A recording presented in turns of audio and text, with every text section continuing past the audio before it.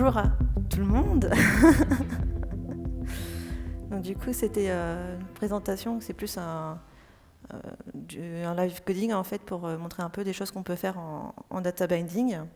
Donc moi, je me présente vite fait. Je m'appelle Caroline Mouden. Je suis lead dev Android à Thales Service à Rennes. Je suis Scrum Master aussi. Hop. Donc le concept du data binding, c'est quelque chose d'assez simple.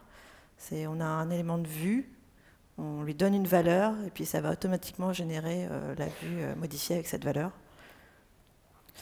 Comment ça fonctionne sur Android? Donc la première chose à faire, c'est de rajouter dans Gradle le flag data binding. Ensuite, on rajoute les balises layout à l'XML et qui va générer en fait une classe avec le nom du layout binding. Et ensuite, on va pouvoir utiliser directement ça avec le data binding utile. Et quand on va rajouter, par exemple, avec un objet de variable, ça va mettre automatiquement à jour dans le code. Voilà, c'est bon? Non, c'est pas vrai, c'est pas fini. Du coup, maintenant, je pars sur la partie live coding. Hop. Alors, du coup, j'ai un petit projet assez simple, en fait. C'est juste une petite IHM avec des choses qu'on peut avoir régulièrement dans des IHM, donc avec des titres, un élément de vue, en fait, qui est dans un include, un champ de texte et puis un bouton où quand on clique, ça rajoute un élément dans une liste. Donc c'est quelque chose d'assez courant qu'on a quasiment dans tous les projets fédéralistes. Donc du coup, pour ça, j'ai mon activité avec un vue modèle associé et du coup un adapteur avec un vue modèle associé aussi. Et donc du coup, comme je disais, on a un élément directement intégré en sous-titre ici. Donc la première étape, ça va être l'étape plus vue binding. En fait, on va activer. Donc on a la commande alt-entrée en fait qui permet de rajouter automatiquement la balise layout que je vais rajouter dans mes 3 layouts. Et avec ça, en fait, maintenant, quand je vais aller ici, donc j'ai une vue où normalement on ferait avec du butter knife, par exemple, des choses comme ça. Et du coup, je ne vais plus avoir besoin de ça. Je vais pouvoir utiliser directement ici, donc Activity.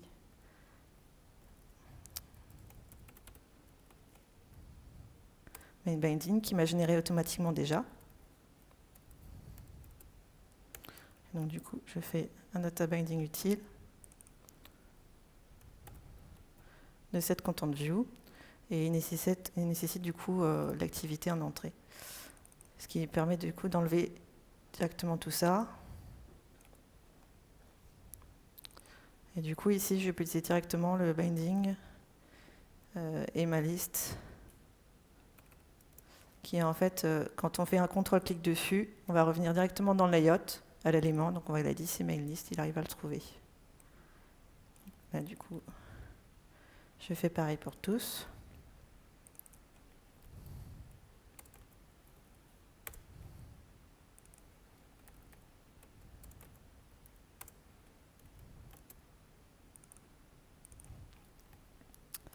Donc je mets à jour directement avec mes éléments qui sont de ma vue.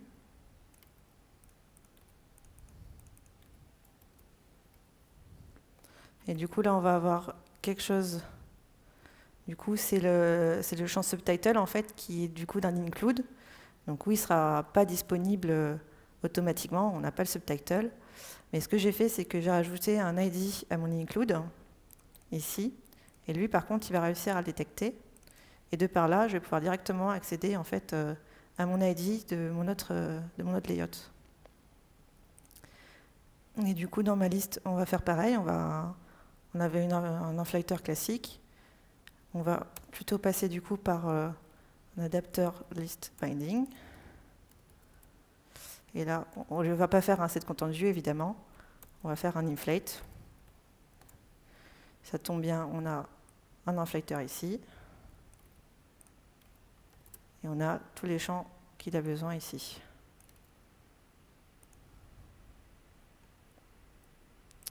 Quand c'est grand, c'est grand. Voilà. Et du coup, on va pouvoir donner directement ça à mon viewholder. En fait, on n'a plus besoin de ça.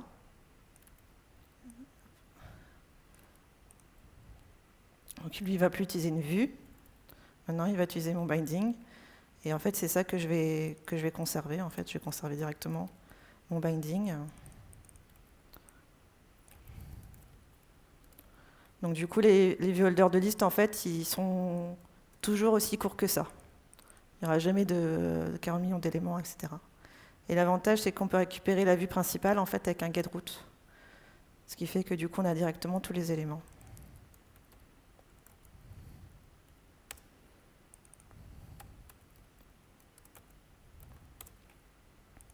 Donc voilà, avec ça, on a le concept déjà de vue binding. Donc ça, ce qu'on peut avoir techniquement avec du Kotlin, peu par défaut. Donc on peut s'arrêter là potentiellement, ça suffit. Nous, ce qu'on veut, c'est faire du data binding, donc on va rajouter la partie données. Et pour ça, donc du coup, on va utiliser la balise data, et du coup, on va rajouter une variable dedans, qu'on va appeler par exemple title, qui est de type string. Et comment on va faire, c'est que du coup, sur mon élément, je vais rajouter une balise texte classique. On va mettre arrobas avec des crochets, et on va mettre title. Et ensuite, quand on va appeler, au lieu de faire un set text ici, en fait, on va faire directement set title. Voilà. Donc ça, c'est le concept basique du data binding. Et donc évidemment, on peut mettre autre chose que simplement des primitives. Donc là, ce qu'on va faire, c'est qu'on va rajouter un objet VM. Hop, donc ça tombe bien, celui que j'ai besoin. Et là, c'est pareil, on va dire ici set VM. Donc vous voyez, il m'a généré automatiquement en fait, des méthodes setter par rapport à ce que j'ai besoin. Donc ça ne marche pas forcément sur tous les Android Studio, mais là, sur Linux, ça marche assez bien. Et maintenant, en fait, le but, c'est de supprimer tout ce code en fait, qui sert un peu à rien. Donc, premier champ, on va supprimer subtitle. Donc là, ce qu'on disait, c'est un include. Mais là, ça va être la même chose que pour ici, en fait. C'est que je vais créer un champ subtitle. Et je vais dire ici, pareil, que mon texte, c'est subtitle. Et en fait, on va pouvoir faire passer les informations de binding dans les includes, avec simplement, en fait, on met le nom en fait, de la variable qu'on a créée. Hop, on va ajouter le happiness.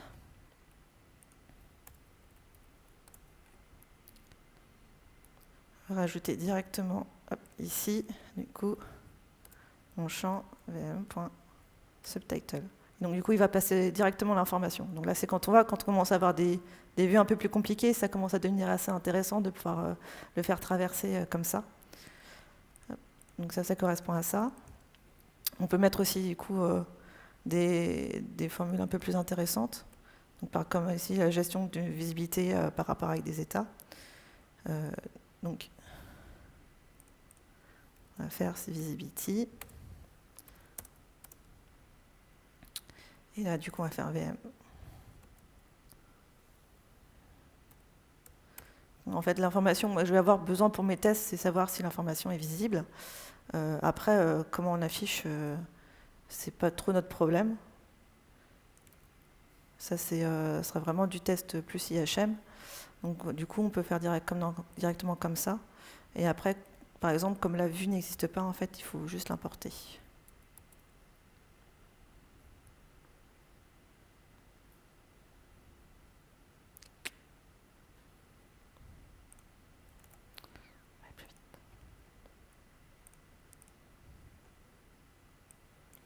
Désolé, mon PC est un petit peu long, mais c'est pas grave.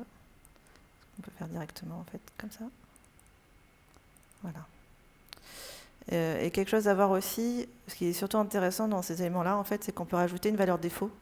Par défaut, en fait, donc par exemple, mettre à gone, ce qui peut éviter, par exemple, quand on a des affichages où on va mettre à jour comme ça synchrone, que ça s'affiche et que ça disparaisse une fois que ça trigger l'élément. Donc on peut mettre directement des valeurs. Quelque chose d'intéressant aussi, en fait, donc là par exemple on a un objet liste et on va pouvoir aussi lier directement une liste. Pour ça on va créer un élément par exemple item, où on peut mettre le nom qu'on veut, on peut en créer autant qu'on veut.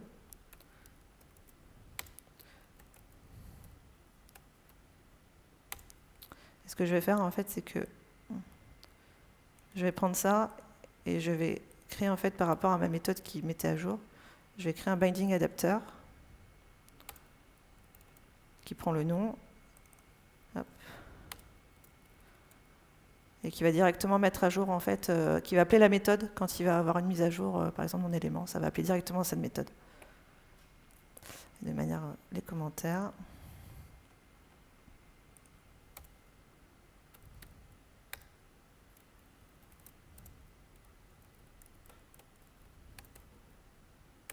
Voilà, qui fait que ici, ça va mettre directement à jour le commentaire. On a ensuite du coup une action, c'est pareil, on peut aussi avoir les actions de méthode. Sachant qu'en général, quand on crée une action, on n'utilise pas forcément la vue, donc c'est un peu dommage de créer un click listener pour ça. Donc on peut directement faire en fait la méthode ici, hop, comme ça, qui va faire l'équivalent de ça. Sauf que là, par exemple, avec mon exemple, on a un souci, c'est qu'on veut récupérer la valeur qu'on a mis dans le commentaire, qui ne va pas être fait, mais sauf que, évidemment, c'est prévu, on peut automatiquement avoir du binding en double sens en rajoutant un égal. Donc ça veut dire que là, quand je vais modifier mon texte, ça va mettre automatiquement à jour ma valeur, donc là, mon live data. Ce qui fait que ça va faire c'est directement ça. Et donc du coup, là, comme je disais, là, dans mon exemple, j'utilise live data, on peut aussi utiliser des observables. Dans les live data, ça nécessite un cycle de vie. Et ça tombe bien parce qu'on peut rajouter évidemment le cycle de vie pour que ce soit bien écouté avec l'élément de binding. Voilà. Je ne vais pas reprendre complètement pour le deuxième. Je vais juste montrer, en fait, c'est par rapport à cet aimant-là, en fait, pour le getColor. Donc ici, en fait, j'ai un texte où je veux changer la couleur. Ce qu'on peut faire aussi avec les éléments, donc je vais rajouter ma variable.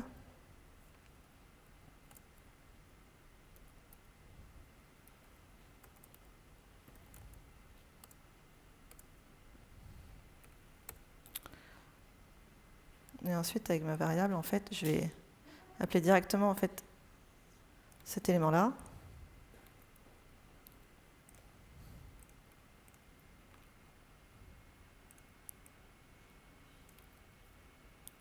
Je vais du coup devoir importer parce qu'évidemment, il ne le connaît pas.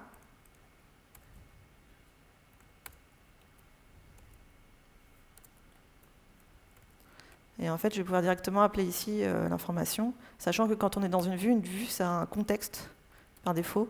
Donc je peux directement utiliser le contexte de la vue, ce qui fait que, en fait, techniquement, ici, le contexte, je ne nécessite que pour pouvoir faire une gestion de couleurs.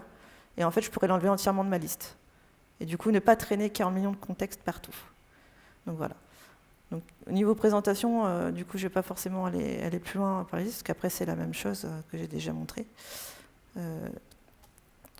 Du coup, je vais juste parler. Donc, du coup, les soucis qu'on peut avoir, donc c'est comme je disais, le data binding, c'est asynchrone. Donc, du coup, il peut y avoir des moments où ça ne va pas forcément se mettre à jour. Donc, il y a des moments, particulièrement sur les tests, où il ne faut pas hésiter à forcer en fait l'action d'exécute qui va du coup mettre à jour automatiquement la vue. Ça peut arriver aussi dans des listes quand on fait du lazy binding dans des listes. L'état défaut qui est assez intéressant, surtout pour la visibilité. Bien penser aussi au fait que, comme ça va être créé au début, potentiellement les éléments qu'on va avoir sont nuls, donc bien penser à la gestion des null pointers, à mettre peut-être des valeurs par défaut.